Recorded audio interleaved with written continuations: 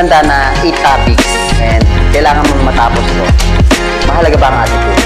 Ang attitude is 80% and 20% ang skills. Girl, let me provide you. Freaky girl under the sheets. Don't you love when things start slowing down? I know you got me, baby. Hello guys, good morning. So meron na naman tayo pag-uusapan. Napakahalaga nito na malaman, lalo na ng mga bagong magsisimula sa network marketing. So, meron ako inihanda na 8 topics and kailangan mong matapos to para malinaw sa'yo, clear sa'yo, paano mo siya gagawin and paano mas magiging madali sa'yo na trabahuhin yung negosyo mo and makuha yung success mo dito. Kasi unang-una, sa 8 topics na yan, yung tinatawag na attitude. Mahalaga ba ang attitude? Sobrang halaga ng attitude. Kasi ang attitude is 80% and 20% ang skills. Okay? Nakuha? 80% ang attitude and 20% lang ang skills. Ang skills kasi, pwede siyang matutunan na kahit sino eh. Kahit hindi ka magaling, kahit hindi mo alam ang isang bagay, pwede mo siyang matutunan. Kasi napakadali lang matutunan ng isang bagay. Okay? Pero yung attitude, kung wala kang tamang attitude, baliwala kahit gaano ka kagaling. Okay? Lalong-lalo na kung ikaw yung tipo ng taong conversational yung business mo. Kumakausap ka ng tao, kailangan mo yung trust ng tao. Paano magkakaroon ng tiwala sa iyo yung tao? Paano sa iyo sasama yung tao kung mali yung attitude mo? For example, kung bibili ka sa isang tindahan, di ba?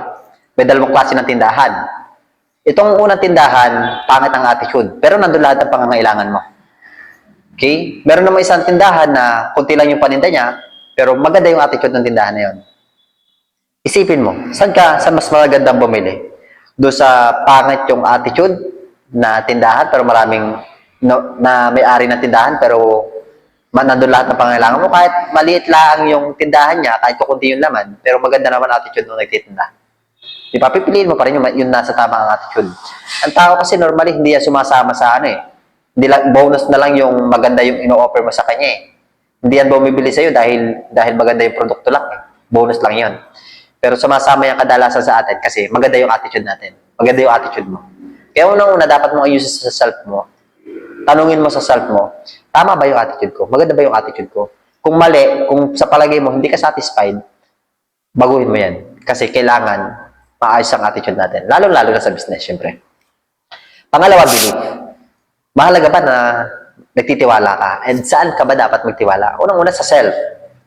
Kasi, baliwala na nagtitiwala sa iyo ang ibang tao kung ikaw mismo hindi ka naniniwala sa sarili mo, nagtitiwala sa sarili mo.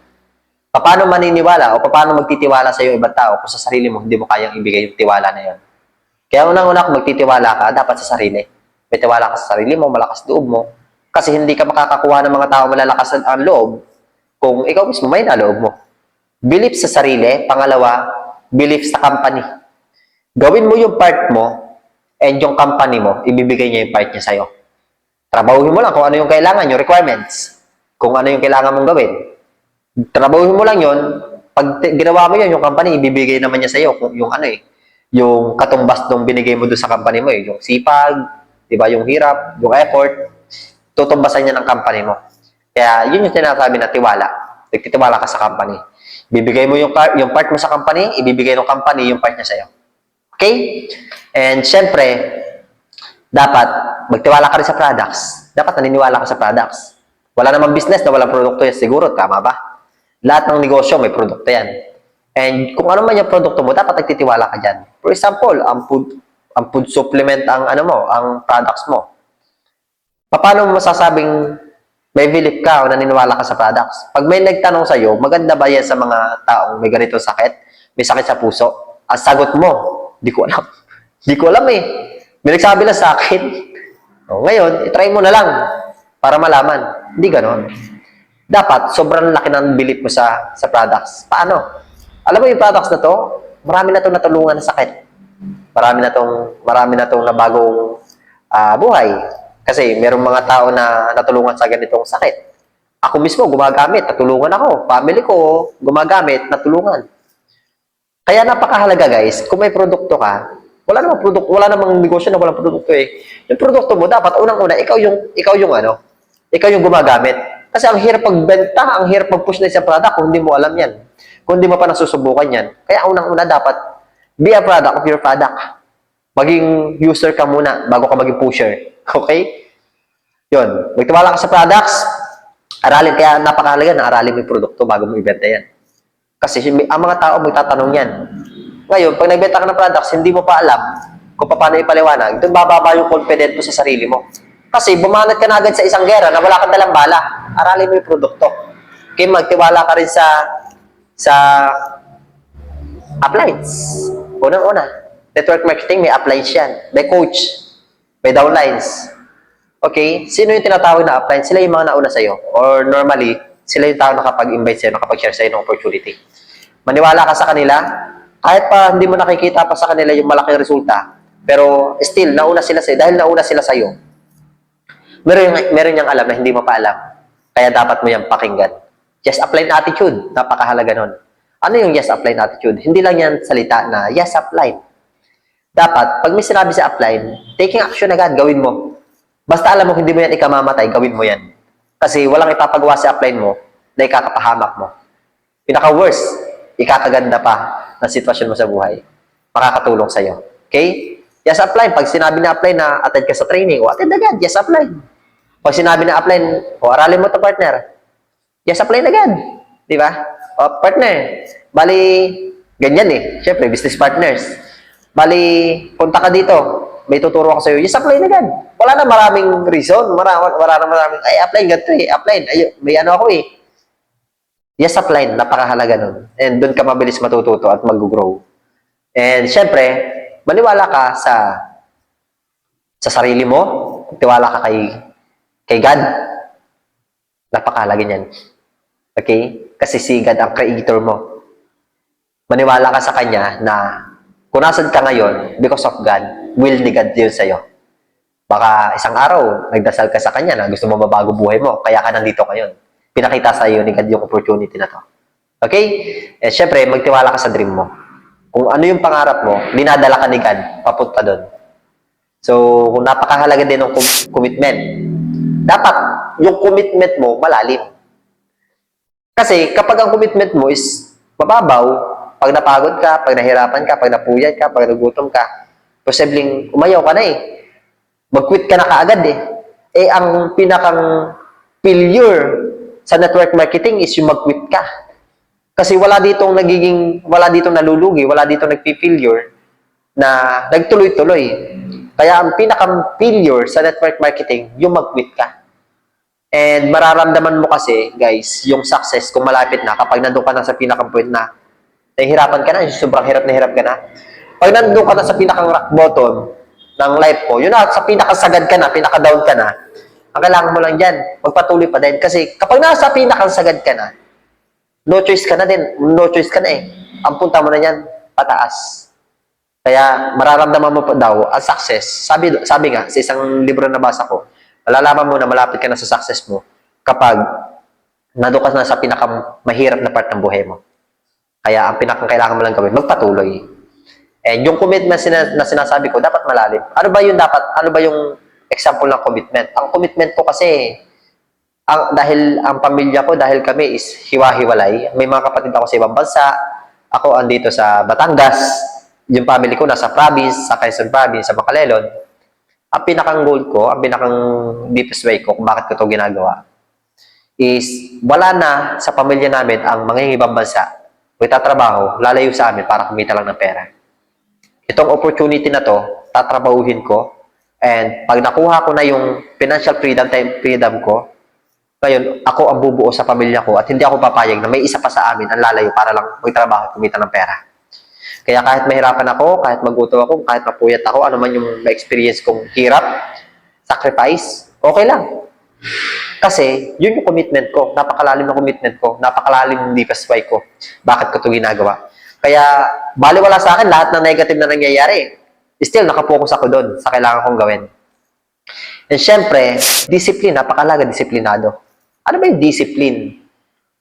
Kapag ikaw yung tipo ng tao na meron kang tinatarget, kung gusto mong yumaman, for example, sabi nga, kung gusto mo daw yumaman, kung gusto mong kumita ng pera, na mas malaki sa mga taong kumikita ng average, dapat mas pasipag ka sa mga taong kumikita ng average.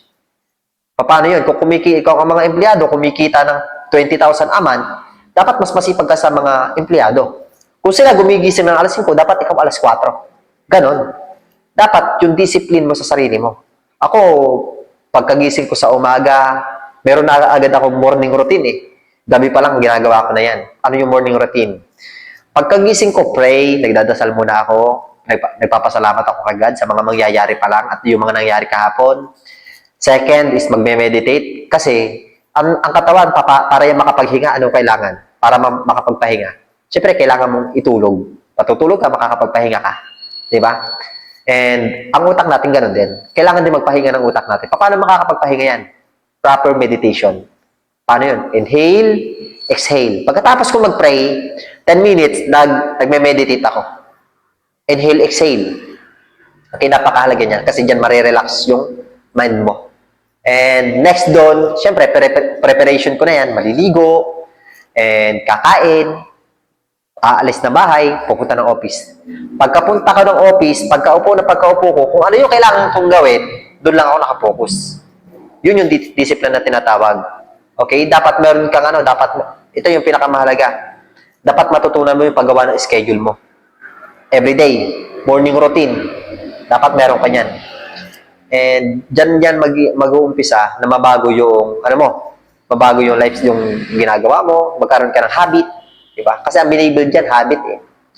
Kasi ang hirap sa isang tao na gawin ng isang bagay na hindi mo nakasanayan. Lalo na, nung nagsisimula ako guys, yung pagdadasal sa umaga, pagkagising ko, hawak ko agad cellphone eh. Babangon, di ba? Kuha cellphone, mag-scroll. Yan yung normally na ginagawa ko before.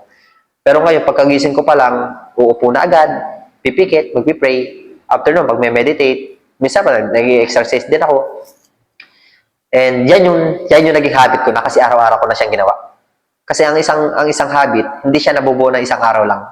Pero pag araw-araw mo siyang ginagawa, hindi mo na namamalayan, parang na-apply mo na lang siya, nagagawa mo na lang siya, at hindi ka na masaya pag hindi mo nagagawa yung bagay na yan. So yun yung yun yung pinakamaganda doon. Discipline sa paggising. Kung gusto mong lumaki yung income mo, dapat mas masipag ka sa mga tao, kumikita ng average. Gumigising ka na mas maaga, mas hataw ka sa kanila kaysa doon sa mga kung ano yung resulta mo kasi, halimbawa, may mga taong kumikita lang ng ganun nga, 20,000. Tingnan mo kung gaano sila kasipag. And kung gusto mo, mas malaki yung kitain mo sa kanila, dapat mas masipag ka sa kanila. Pinakasimpleng example. And syempre, dapat yung excitement. Ang isang bagay kasi, makukuha mo siya sa pamamagitan ng law of attraction. Excitement. Dapat masaya ka palagi. For example, hindi naman yung masaya ka na nagmumukha ka ng baliw. Okay? For example, may goal ka, may pangarap ka. Paano mo siya masasabing dapat masaya ka? Yung tipong, ina-imagine mo na siya na makukuha mo na or nakuha mo na. Ano yung pakiramdam kapag nakuha mo na yung goal na yun? Sobrang saya, di ba? Kahit hindi mo siya nakukuha pa, dapat masaya ka. Dapat feel mo, nangyari na yung goal mo, yung pangarap mo. And parang sa pagtatrabaho, bakit mahalaga na dapat excited ka o masaya ka? Isipin mo, papasok ka pa lang sa trabaho, pero ang iniisip mo, OT na naman kami. Ito na naman gagawin ko, pagod na naman ako maghapon. Di ba? Anong pakiramdam? Maghapong mabigat. Maghapong mabigat yung pakiramdam. Pero try mo magtrabaho na masaya ka lang, ini-enjoy mo lang. Hindi mo na mamalayin yung oras, di ba? Ganon din dito. Ganon din sa negosyo. Dapat, yung ginagawa mo, ini-enjoy mo, dapat masaya ka doon sa ginagawa mo. Kasi pag masaya ka sa ginagawa mo, ibig sabihin, mahal mo yung ginagawa mo. Minsan, yung ibang tao, napipilitan sa ginagawa, kaya ang resulta nila, napipilitan na lang din eh. Napipilitan na lang din. So, yun yung isang factor kung bakit, yun yung isang reason, bakit dapat excited ka, dapat masaya ka lang. Habang ginagawa mo, habang tinatrabaho mo yung future mo, yung pangarap mo dito sa negosyong to. Focus. Katulad yan, sabi ko kanina, kung ano yung kailangan mong gawin, dapat hindi ka nadidi-focus. Dapat, kung ano lang yung kailangan gawin, yun lang yung gagawin mo. And goal. Napakahalaga kasi ng goal. Why? Dreams without goal is no direction. Ang goal mo kasi, direction mo yan eh. Try mong magtrabaho, gusto mo lang kumita, pero hindi mo alam kung saan mo gagamitin. Di ba ang gulo? Pero kung gusto mong kumita ng malaki kasi may goal ka, gusto mo magkaroon ng sasakyan, gusto mo magkaroon ng bahay or savings, malinaw sa'yo kung saan papunta yung tinatrabaho mo. Napakahalaga kapag may tatrabaho ka, kapag maghahataw ka, magsisipag ka dito sa business. Alam mo kung saan patungo yung tinatrabaho mo. Ako kasi, ang pinakaginugol ko, magkaroon ako ng sports car. Wow, dineclare ko na. Magkaroon ako ng Ford Mustang, worth of 4,400,000. So, yun yung ginugol ko. Kaya, sobrang sinisibagan ko. Kaya gumagawa rin ako ng mga ganitong training kasi alam ko makakatulong to sa iba. Ang business natin, pagtulong naman kasi, hindi naman yung produkto lang natin eh. Hindi lang naman yung service. Ang pinakang goal ng company natin is makatulong na or maghanap ng mga taong gusto rin mabago yung buhay. Ganyan lang, i-share mo lang yung opportunity sa kanila. Kaya itong ginagawa ko ngayon na training, itong ginagawa kong video to, part ko to para tumulong sa iba. Hindi ka man dito sa company namin, hindi ka man dito sa company ko, still, pag napakinggan ko to, napakinggan mo to, sana may matutunan ka. And ayan, yung goal, napakalaga niyan, dapat nagsiset ka ng goal sa sarili mo. Tapos, yan yung panghuhugutan mo, bakit hahatawin mo yung negosyo mo. Okay? And last, okay, dito na tayo sa pinakang last, dapat, still humble. Ano man yung marating mo sa buhay, gaano man kalaki yung resulta na makuha mo, humble ka pa rin dapat. Dapat hindi umaangat sa lupa yung paa mo. Hindi yung, baka, yung iba, pag maglalakad, sudsud. Hindi. Siyempre, minsan kasi may mga tao na nagkaroon lang ng konting resulta, yumabang na eh. Lumaki na yung ulo, hindi na makausap. Nagmamataas na sa upline. Ang pinaka-worst pa nga niyan, wala pa resulta, may attitude na. Hindi na marunong makakilala. Natuto lang, nabago lang yung mindset, di ba? Gumaling lang yung sa pakikipag-usap, and nagkaroon lang ng downlines o business partners na ginagay, hindi na nakikinig. Dapat, wag lalaki yung ulo. Ano mo yung maging resulta mo? Wag yayabang. Yun na nga. Sa pinakamadaling salita, wag aangat sa lupa yung paa. Kahit gaano kalaki yung maging resulta. Kasi kahit gaano pa kalaki yung maging resulta mo, pag yan, yung nawala sa'yo, yung being humble, yumabang ka, lahat ng resulta mo, mawawala yan unti-unti. Kasi, sino ba nagbigay sa'yo yan? Di ba si God? Ngayon, pag sumama ugali mo, babawiin sa'yo yan ni God. Kasi siya lang din yung nagbigay niyan sa'yo. Okay? So, being humble, dapat habang natututo ka, mas lalo kang naging humble sa iba, itunuturo mo din niya sa iba. Dapat habang kumikita ka ng malaki, lalo kang nagiging humble down. Dapat tinuturuan mo yung iba kung paano mo kinikita, tinuturo mo din sa kanila. Kung nagbibigay ka sa kanila. And gaano man kalaki na yung yaman mo, sobrang dami mo ng pera, dapat nakikisama ka pa rin sa mga taong mabababa. Yung hindi pa nagiging resulta yung resulta mo. Kasi dati naman, kung may resulta ka na ngayon, kung nakikinig ka ngayon, dati naman, nandun ka lang din sa sitwasyon nila eh. And ang nangyari lang doon, nakinig ka doon sa mga taong gusto mo yung resulta. Nung nagresulta mo na, yung mga taong yun, dapat ganun ka pa rin sa kung sino ka nung nagsisimula ka. Kung bakit ito sinasabi, dapat kung ano sa pakiramdam mo, kung paano ka tumatanggap ng papuri, dapat ganun ka din tumatanggap ng pagkakamali. Ibig sabihin, kung masaya ka na napupuri ka, dapat masaya ka din na may mga taong kumukorek sa'yo, nagkokorek sa'yo. Okay? Kasi bakit? Yung mga taong nagkokorek sa'yo, lalo na yung mga uplines mo, mentor mo, nag-guide sa'yo, kinukorek ka yan para matuto ka. Hindi para ipahiya ka. Ngayon, pag hindi ka na nakikinig sa kanila, ibig sabihin, may acne ka na. Alam ko na yan, attitude. Ay, hindi upline, alam ko na yan. Huwag mo na ituro sa akin yan. Di ba? Hindi dapat ganun. Si upline mo, meron niya mga nakikita na mali mo, na hindi mo nakikita sa sarili mo. Kaya, iko-correct ka niya.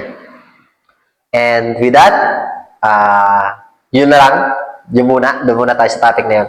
And I hope, sa lahat ng mga tumapos ng video na to, may natutunan kayo. And comment mo naman dyan sa comment box o comment section ko kung ano yung pinaka natutunan mo. And hingi ako sa inyo ng topic. At comment nyo naman dyan sa chat box ko, sa comment box ko, kung ano yung gusto nyo maging topic and itakal natin sa susunod natin na video. So, yun lang. Subscribe mo na rin ako kung di mo pa ako nasusubscribe. And thank you so much again. So, see you at the top.